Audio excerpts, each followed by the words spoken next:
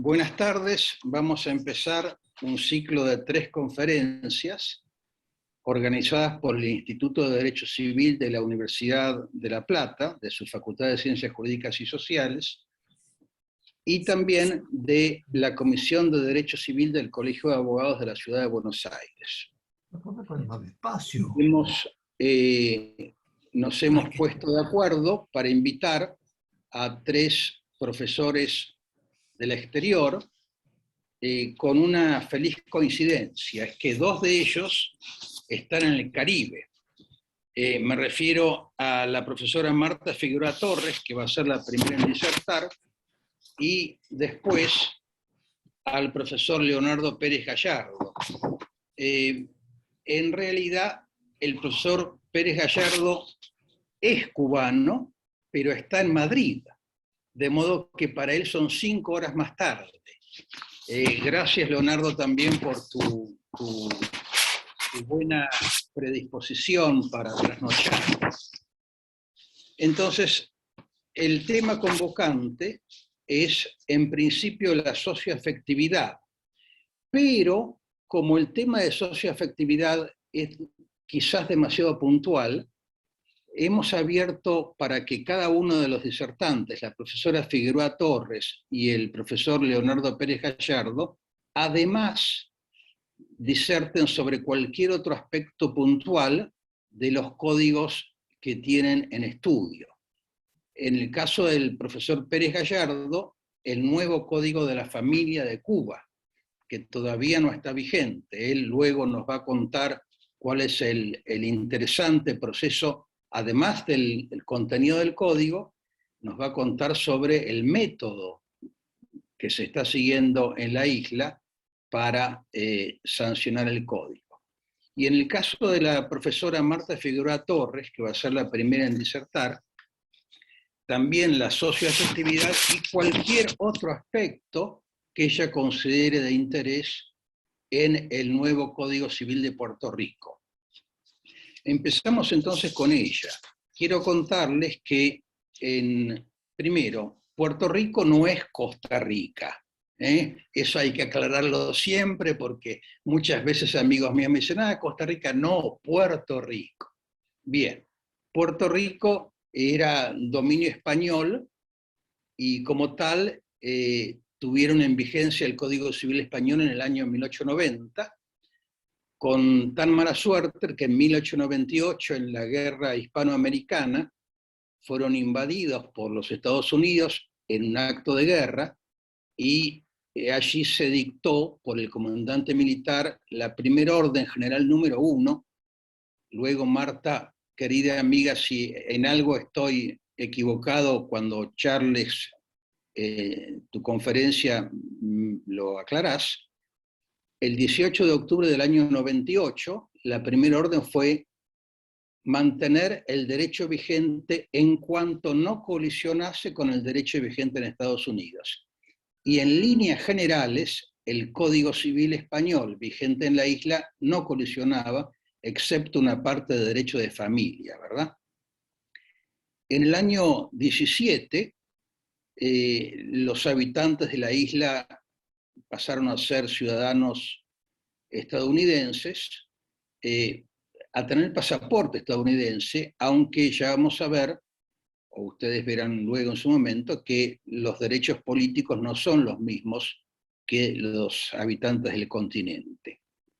En el año 52, o sea, hace exactamente 70 años, cambió la estructura organizativa de Puerto Rico con respecto a Estados Unidos y pasó a ser un Estado libre asociado.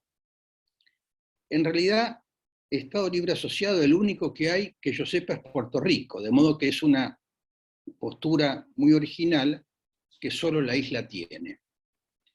Ya bajo dominio norteamericano, el Código Civil Español vigente en Puerto Rico tuvo 2 reformas, en el año 1902 y en el año 1930, y en el año 97 se sancionó la Ley 85, que creó la Comisión Conjunta Permanente para la Revisión y Reforma del Código Civil de Puerto Rico, y se designó a la profesora Marta Figueroa Torres como directora ejecutiva. El código, yo creo que se debe haber presentado a la Asamblea Legislativa más o menos en 2014, y en el año 2020 fue sancionado como Ley 55, de modo que tiene escasos meses de vigencia. La profesora Marta Figueroa Torres ha sido egresada con honores en estudios de grado y posgrado de la Universidad de Puerto Rico, es máster en Derecho por la Escuela de Derecho de la Universidad de Harvard, es doctora en Derecho por la Universidad Complutense de Madrid, profesora titular de Cátedra de Derecho Internacional Comercial, Derecho Internacional Privado y Derecho de Familia de la Universidad Interamericana de Puerto Rico, perdón que voy a admitir a otra persona, fue directora ejecutiva de la Comisión Conjunta Permanente para la Revisión y Reforma del Código Civil de Puerto Rico. Ahora, quizás siga haciéndolo, porque, que yo sepa, todavía no ha sido derogada la comisión. Eso es un tema interesante para tratar en algún momento. Hay una obra en particular de la profesora Figueroa Torres, querida y destacada profesora y estimada amiga, que es La autonomía de la voluntad, capitulaciones matrimoniales y pactos en previsión de ruptura en España, Estados Unidos y Puerto Rico. Esta obra fue distinguida como la mejor obra jurídica del año 2016 por el Colegio de Abogados de Puerto Rico. Y en lo que nos concierne, la profesora ha sido distinguida como personalidad destacada de las ciencias jurídicas en el año 2017 por la Universidad Nacional de La Plata. De modo que es una persona que no solo conocemos mucho, sino que valoramos más todavía. Profesora Figueroa Torres, le damos la palabra.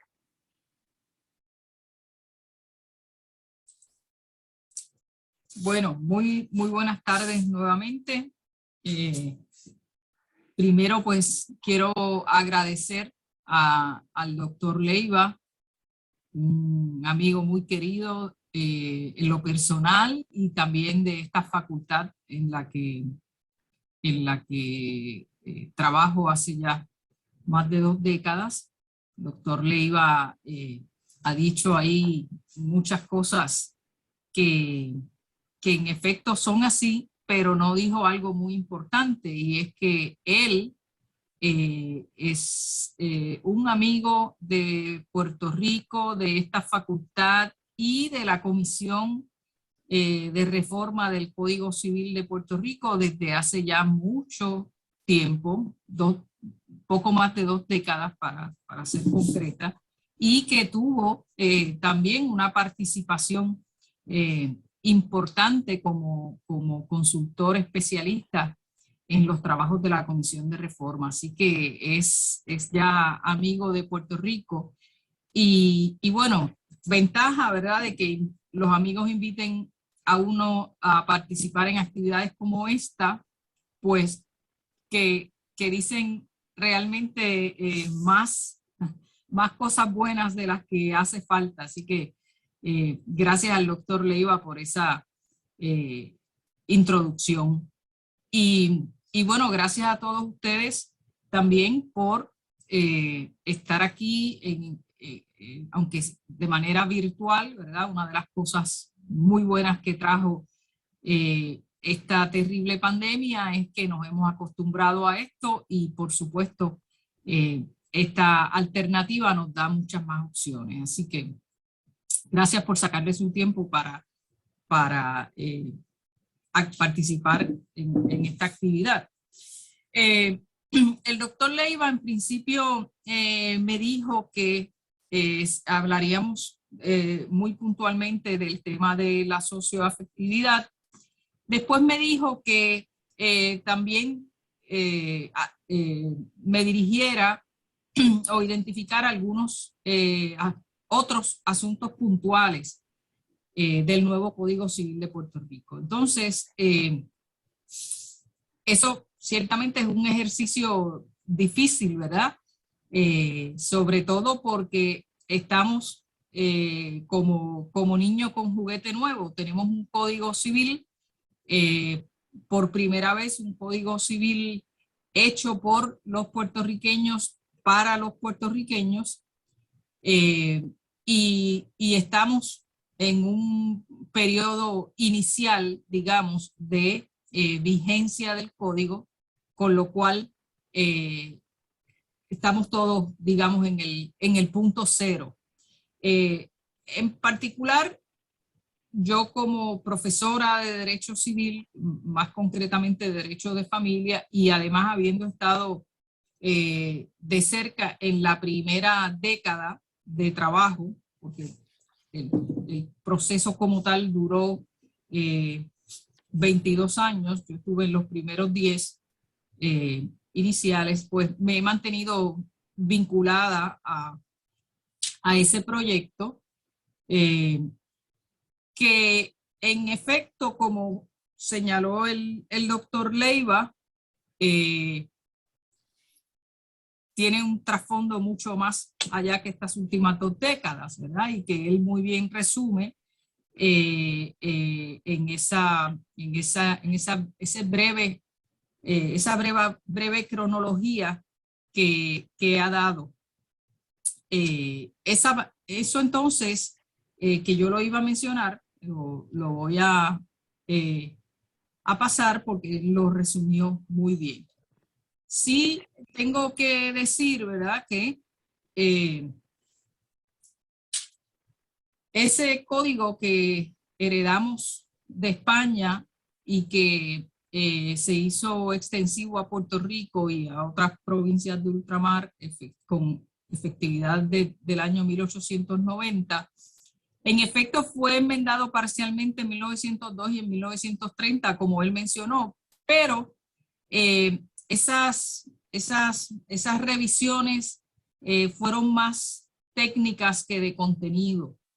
Así que hasta que entró en vigencia este nuevo código, realmente hemos tenido básicamente el Código Civil Español, que se hizo extensivo a Puerto Rico en el 1890, por supuesto con enmiendas y reformas parciales. Enmiendas, pues bueno, incontables enmiendas, algunas muy desafortunadas, otras más acertadas, pero igualmente en ocasiones poco armonizadas con el resto del código. Y como ejemplo tengo que puntualizar la reforma introducida por múltiples leyes que cambiaron la situación jurídica de la mujer casada y otros derechos y deberes de los cónyuges, lo que aquí llamamos como la reforma de 1976. Esa reforma fue, ¿verdad? Tuvo mucho impacto, por supuesto, pero no dejó de ser una reforma parcial, centrada en un asunto concreto, ¿verdad? Cambiar la desigualdad jurídica que la ley contemplaba para la mujer casada. Curiosamente, y a mi juicio contradictoriamente, como he dicho en otros lugares, la normativa reguladora de la economía conyugal, aún reformada en el año 76, mantuvo hasta hace apenas 2 años la letra heredada del Código Civil Español del 89, porque se aferraba aún al principio de inmutabilidad del régimen económico del matrimonio, por ejemplo, y a la prohibición de contratación entre cónyuges. Así que teníamos la igualdad jurídica de la mujer casada desde el año 76, pero mantuvimos hasta hace 2 años la inmutabilidad del régimen y la prohibición de contratación entre los cónyuges. Eso para mí es un ejemplo paradigmático de las consecuencias de cambiar el Código Civil con enmiendas parciales o de parcho, como le llamamos aquí coloquialmente. Y eso lo doy como ejemplo concreto, pero yo diría, me atrevería a decir que en todas las materias reguladas en el Código Civil podemos encontrar ejemplos de eso. Podría decirse entonces que en las últimas décadas del siglo XX, el Código Civil de Puerto Rico se hizo centenario sin haber sido revisado o reformado de manera integral. Si unimos eso a otros dos elementos importantes, confirmamos que el Código puertorriqueño también había experimentado la muy conocida corriente descodificadora. En primer lugar, porque la legislación especial en el ámbito del derecho privado había proliferado a niveles inimaginables, como ha pasado en otros países de tradición civilista, trayendo consigo el correspondiente atentado contra el carácter unitario y armónico del código. Efectos similares tuvieron algunos desarrollos jurisprudenciales de nuestro más alto foro, particularmente los que resultaron inescapables tras la nueva mirada de la normativa codificada que exigió el inédito crisol constitucional que supuso la adopción de la Constitución de Puerto Rico en 1952. Todo eso ocurrió en el escenario del constante enfrentamiento de dos culturas jurídicas que experimenta el derecho puertorriqueño desde el 1898 tras la invasión estadounidense, del cual nuestro derecho privado y por fuerza el Código Civil indudablemente ha sufrido las peores consecuencias. La adopción en Puerto Rico de un Código Civil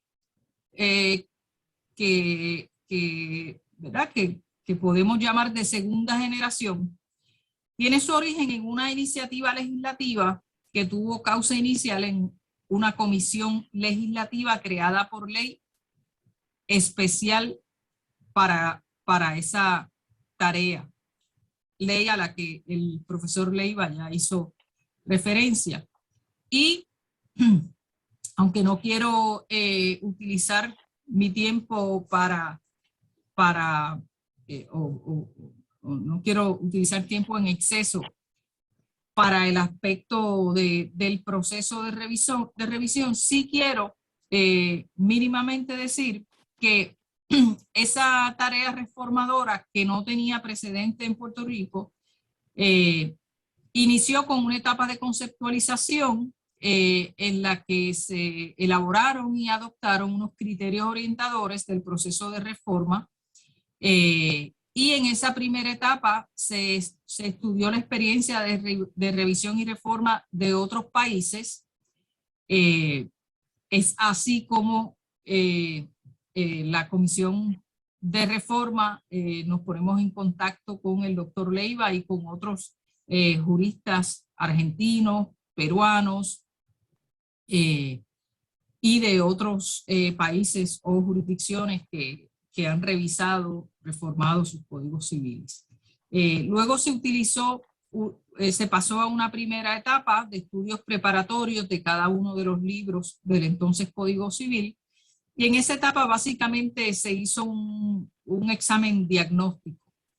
En la segunda fase, lo que llamamos la segunda fase del proceso de reforma, se utilizaron los estudios preparatorios como marco de referencia para, a través de la metodología investigativa, analizar el origen y la evolución histórica de las normas, el estado de derecho vigente, las tendencias normativas y jurisprudenciales en otras jurisdicciones, y a partir de ahí se inició una tercera fase de redacción preliminar dirigida a la preparación de un anteproyecto de Código Civil reformado. Con posterioridad a eso se inició una fase de discusión pública donde desde el seno de la Asamblea Legislativa se discutió prácticamente en su mayoría lo que aún no era un proyecto, sino eran borradores de propuesta, y posteriormente el trabajo se vio interrumpido, como ha ocurrido en muchísimos otros países. El trabajo de reforma no fue exactamente continuo, sobre todo porque a pesar de que se creó una comisión con autonomía, pues no hay duda de que fue imposible mantenerla al margen de los avatares políticos.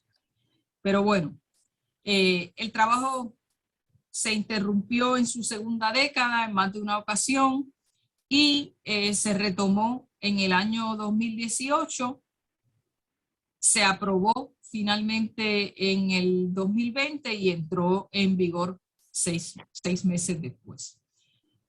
Como dije, es muy difícil, ¿verdad?, escoger qué discutir del nuevo código, incluso qué discutir de el libro de Derecho de Familia, que ciertamente es muy amplio y muy superior al del código anterior.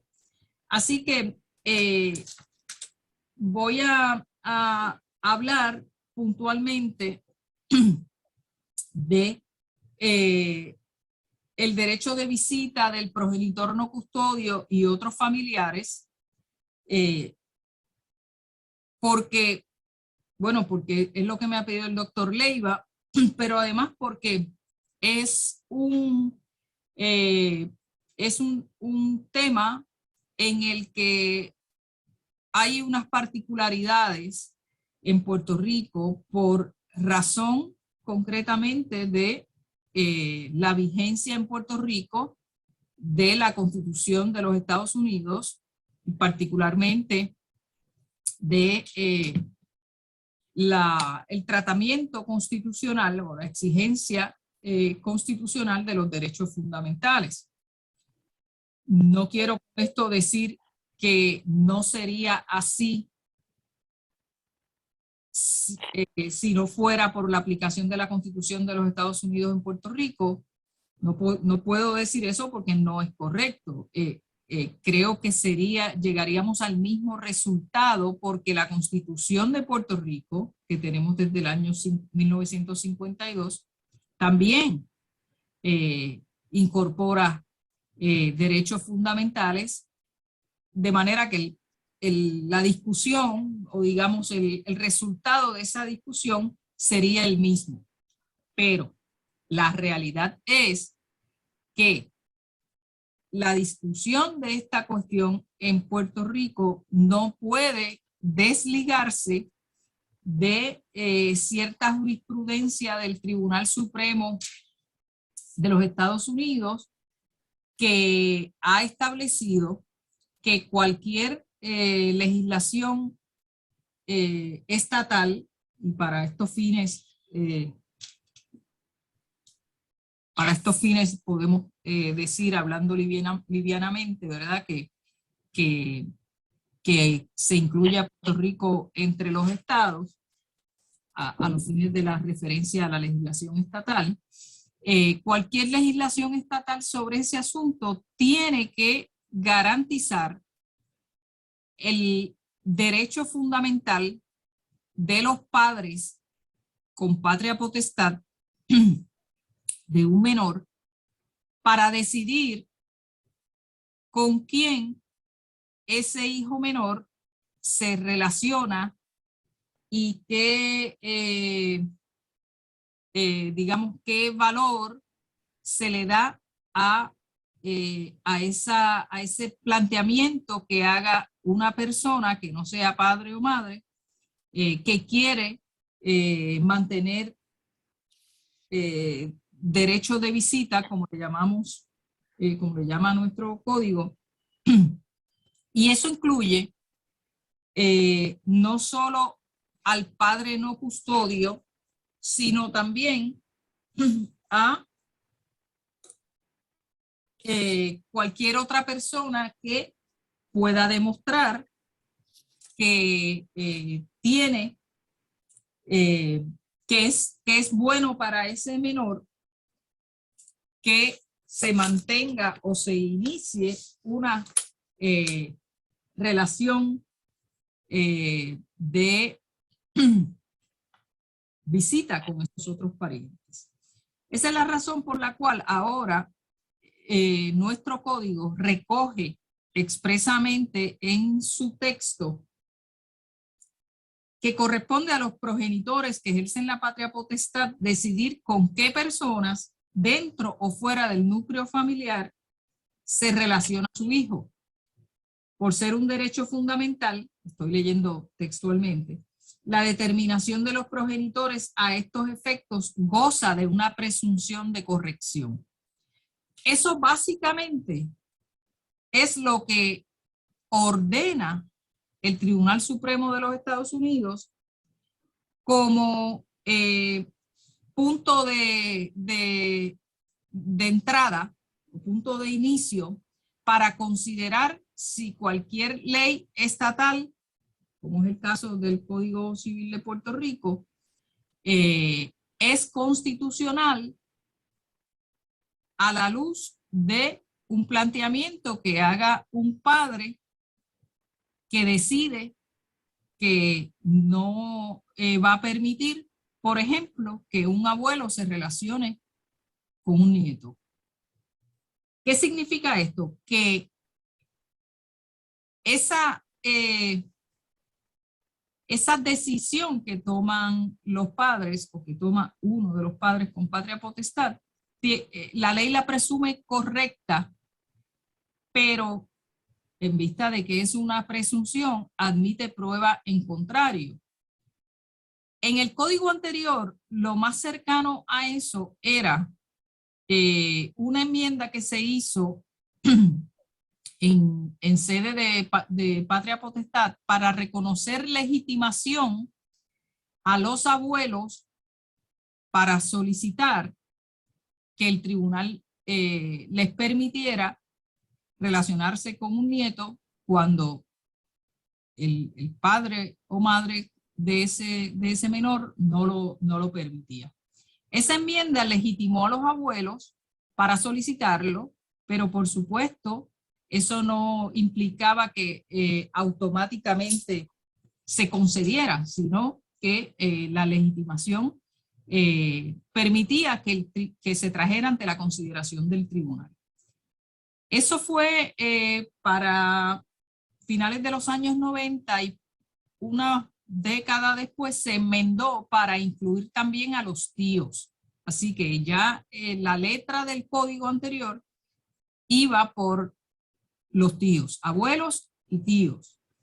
Esta letra del código nuevo cambia eso. Algunas personas plantean que, bueno, ya eso no está en la letra del código y un poco asumen que se ha eliminado esa legitimación de los abuelos y los tíos. Pero no es así. Lo que pasa es que este modelo que adopta el nuevo código no habla de los abuelos, no habla de los tíos, pero es más amplio porque habla de con qué personas. Así que pueden incluso no tener nexo biológico, ¿verdad? Pero sí dice que ese tribunal, que el tribunal solo puede interferir con el ejercicio de ese derecho cuando se demuestra la existencia de intereses apremiantes mediante prueba robusta, clara y convincente. Así que la decisión de los padres se presume correcta, pero se puede rebatir con prueba que demuestre que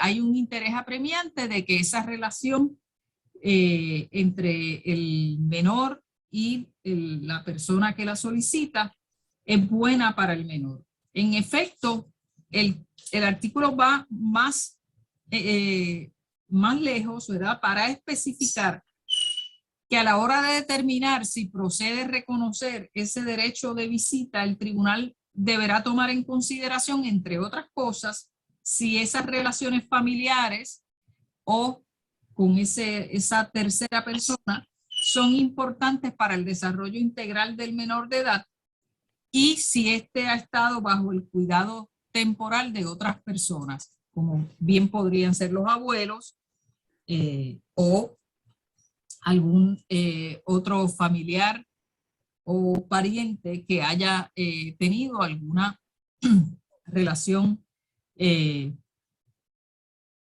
importante, ¿verdad? Con ese menor. Así que en ese sentido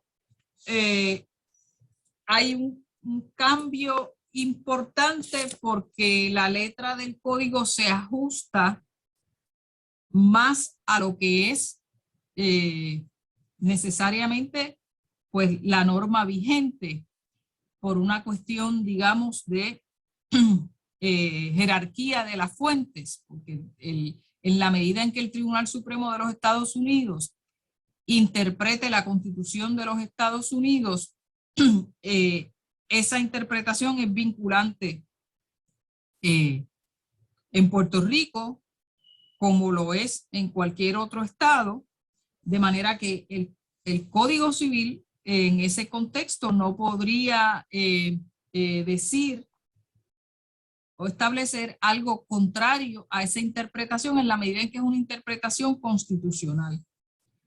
Entonces, dicho eso sobre ese punto concreto, quiero también señalar otros asuntos en la medida en que ¿verdad? Sea posible, me rinda el tiempo. Particularmente quiero señalar que en el nuevo Código Civil no solamente hay cambios sustantivos, por supuesto, hay también cambios estructurales, ¿verdad? Y cambios de sistemática, varios, pero particularmente uno muy, digamos, dramático es que el nuevo Código Civil tiene una parte general o lo que llamamos una parte general.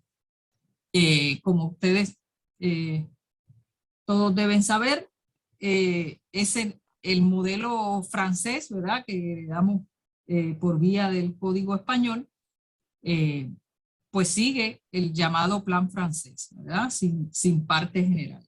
Y así tuvimos nuestro código hasta hace apenas 2 años. En el código nuevo, sin embargo, se adopta una parte general que recoge ahora la normativa sobre personas, bienes y hechos y actos jurídicos. Bueno, y también sobre animales domésticos y domesticados, que es una parte muy pequeñita que se introdujo, pero muy importante, ¿verdad? Que se introdujo en la fase final del proceso legislativo.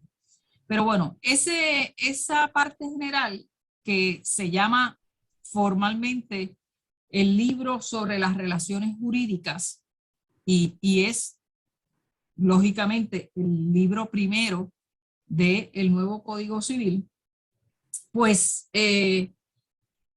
trae muchas cosas nuevas. Primero, pues la existencia de una parte general, como ya dije, pero además, en materia de persona, que es el primer título de los 4 que componen ese libro primero, trae toda una normativa moderna sobre la persona, mucho más ampliada que la que tenía el Código del 19, que además de que no era autónoma, ¿verdad? Porque estaba integrada dentro del libro de familia, pues era además muy limitada, porque por supuesto no hay que explicar que en el Código Decimonónico, en nuestro Código Decimonónico, la persona no era, la persona humana o la persona física, como ustedes dicen, no era el centro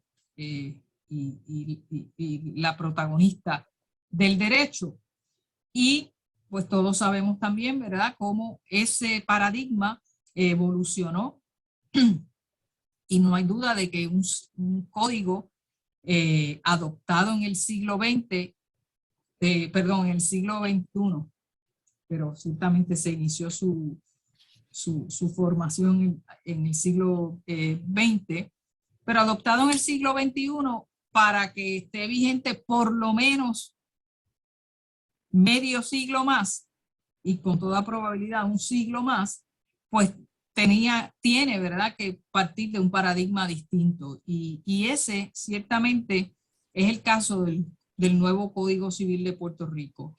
El tema sobre la persona, la figura de la persona natural, está mucho más ampliado, mucho más, no solo, ¿verdad?, ha ganado autonomía, sino que está muy moderno. Por ejemplo, se reconoce, tiene un capítulo sobre derechos esenciales de la personalidad, se regula todo lo que tiene que ver con atributos inherentes de la persona natural, o bueno, no todo lo que tiene que ver, algunas cosas que tienen que ver con el atributos inherentes de la persona natural. Y sobre todo, en ese libro, en ese título primero del libro primero, en lo que tiene que ver con la capacidad de obrar y sus restricciones, que sé que es un tema en el que muchos países hermanos de Latinoamérica y bueno, debo decir de Iberoamérica, para incluir a España, que acaba de poner en efecto su reforma sobre el tema de capacidad. Pues en ese tema hay grandes cambios en el nuevo Código Civil de Puerto Rico, porque si bien la Convención sobre Derechos de la Persona con Discapacidad no ha sido ratificada por los Estados Unidos y por ende técnicamente no vincula porque no se ha convertido todavía en ley federal, eso no impide que el Código Civil vaya en esa dirección. Y en efecto, en esa materia hay cambios muy grandes, muy significativos en el nuevo Código Civil de Puerto Rico, porque si bien no llega, como dije, a lo que exige la Convención del 2006, sí se mueve significativamente hacia ese nuevo paradigma, en la medida, sobre todo, en que establece claramente y distingue entre restricciones absolutas y restricciones relativas, o dicho de otra forma, incapacidad absoluta e incapacidad relativa. No hay duda de que falta recorrer camino en eso, porque de entrada no deberíamos hablar ya de incapacitación, y el Código Nuevo todavía habla de incapacitación. Pero a pesar de eso, la medida en que reconoce expresamente y gradúa muy directamente y muy detalladamente las causas de incapacitación parcial, pues en esa medida es un adelanto, ¿verdad? También en este libro primero, en el título primero, pues se atiende lógicamente los cambios necesarios en materia de tutela que se corresponden con los cambios que trae el código en cuanto a las restricciones a la capacidad de obrar de la persona natural. En el libro primero hay muchísimas, en ese nuevo libro primero, muchísimas otras cosas muy interesantes, particularmente en materia de las normas sobre los bienes y de las normas sobre hecho y acto jurídico, pero como yo no disimulo mi preferencia por el derecho de familia, pues no voy a decir nada sobre eso para poder pasar directamente a unos señalamientos adicionales en materia de derecho de familia. De hecho, el doctor Leiva Fernández trabajó en esa parte, en el título tercero del libro primero, de esa parte general, así que él podría decir algo sobre eso. En cuanto al libro de familia concretamente, doctor Leiva, no sé de cuánto tiempo más dispongo. Yo diría que 10 minutos puede ser. Sí, bueno, eso es abusivo, pero sí, voy a cumplir. Ya que no pude cumplir con la hora de inicio, voy a cumplir con la determinación. Bueno, muchas gracias. Bueno, en el libro segundo, pues como ya dije, ¿verdad? Esta es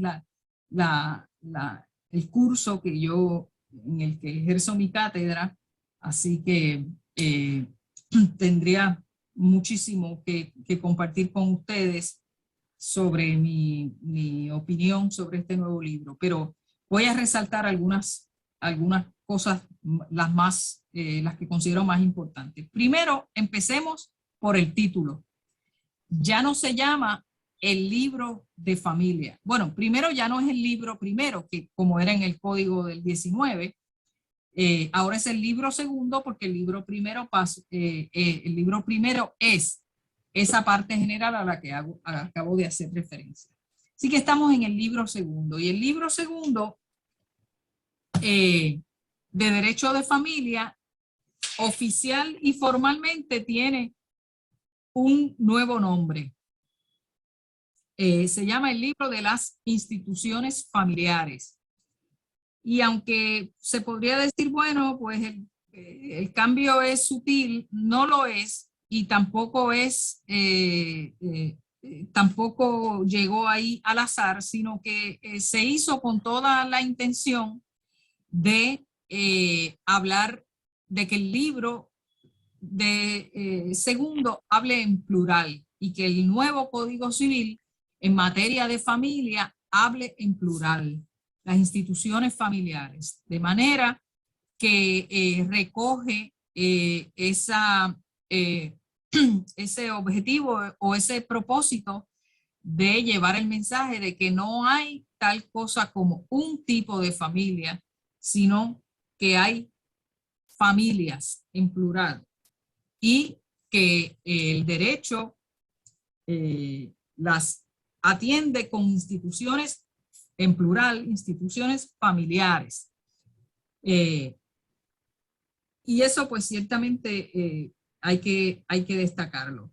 Eso va de la mano con el hecho de que este libro segundo comienza con un título primero que tiene 3 artículos que grupalmente se les identifica como los artículos sobre la constitución y naturaleza jurídica de las familias. Y entonces allí básicamente se recogen unas normas que todo el mundo sabe que son así, pero que el código no los reflejaba.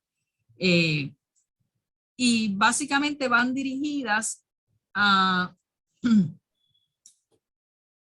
establecer que las normas, que las relaciones jurídicas familiares se rigen por unas normas que son de interés público y además que se trata de normas que establecen derechos y deberes de los miembros de la familia.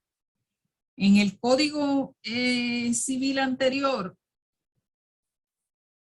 también se establecían derechos y deberes, pero se hablaba de derechos y deberes en sede de matrimonio y concretamente derechos y deberes entre los cónyuges.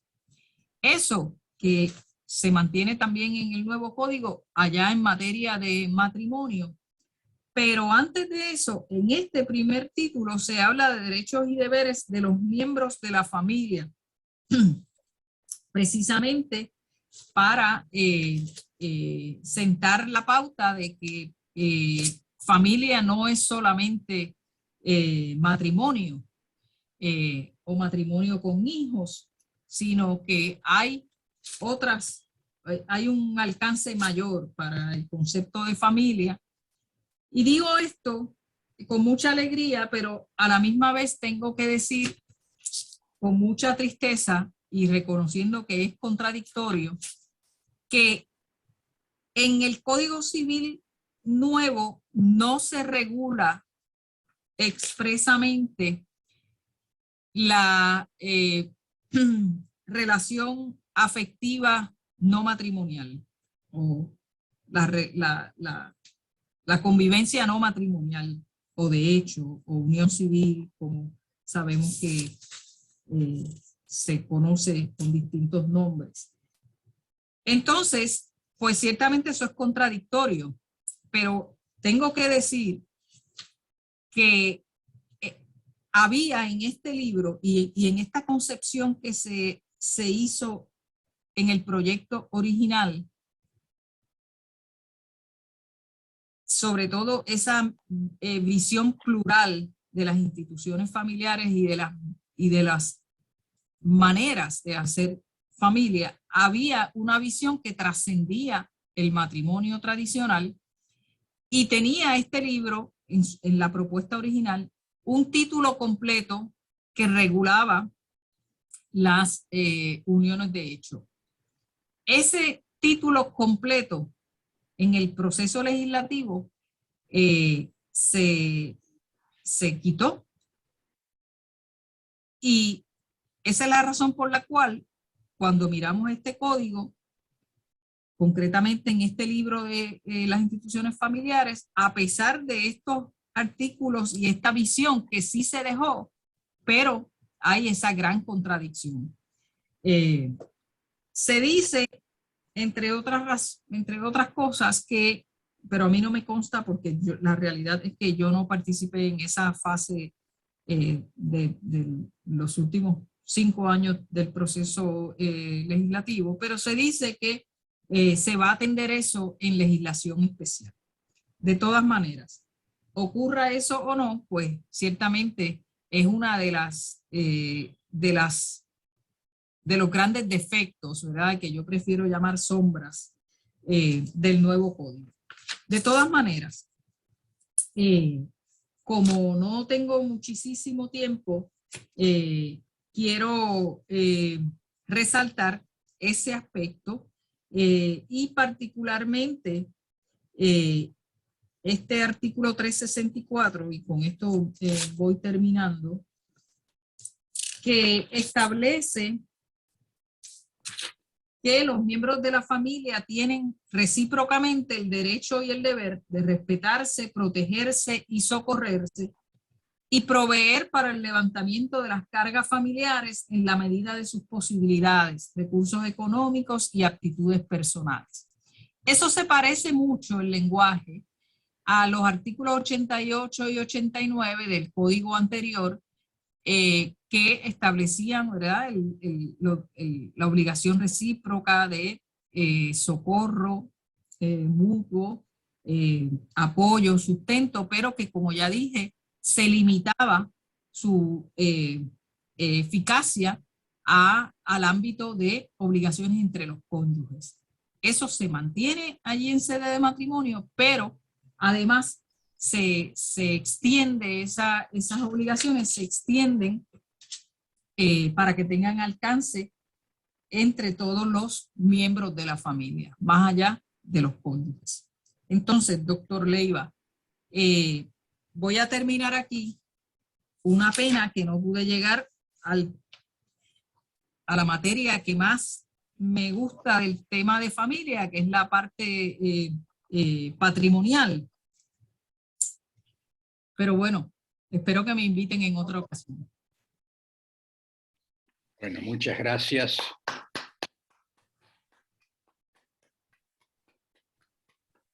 Muchas gracias, profesora Marta Figueroa Torres. Va a haber nuevas oportunidades y ahí vas a poder elegir vos tu tema. Ahora el tema convocante era este, y te agradezco mucho la dedicación y el tiempo para preparar.